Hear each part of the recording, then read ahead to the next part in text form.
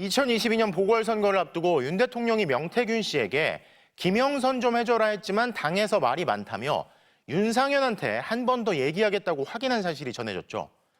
그런데 당시 국민의힘 공천관리위원회 속기록을 확보한 검찰이 여성을 우대해야 한다는 윤상현 당시 공천관리위원장의 발언을 속기록에서 확인한 걸로 전해졌습니다. 검찰은 윤상현 의원이 대통령 등의 말대로 힘을 쓴 건 아닌지 의심하고 있습니다. 조희원 기자입니다.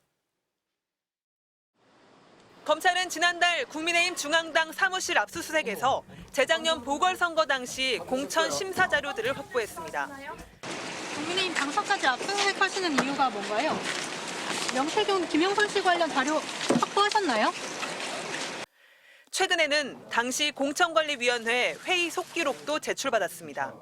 속기록에는 공천관리위원장이었던 윤상현 의원이 여성을 우대해야 한다고 말한 내용이 적힌 것으로 알려졌습니다.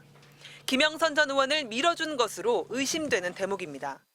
이 회의에 참석했던 한 공관위원은 윤 위원장이 민주당은 여성 30% 공천을 이야기하는데 우리는 여성이 홀대받는 것 같다며 이야기를 꺼냈다고 기억했습니다. 부위원장이었던 한기호 의원과 원내위원이었던 강대식 의원이 반대했지만 무기명 투표에 붙여졌고 김영선 전 의원 전략공천으로 결론이 난 것으로 알려졌습니다. 윤상현 의원은 이에 대해 자신이 김 전 의원의 공천에 힘을 실었다는 건 사실이 아니라고 반박했습니다. 당 기여도와 인지도, 경쟁력 등 여러 가지 기준으로 평가했고 여성 우대는 평소 소신을 밝힌 것뿐이라고 했습니다.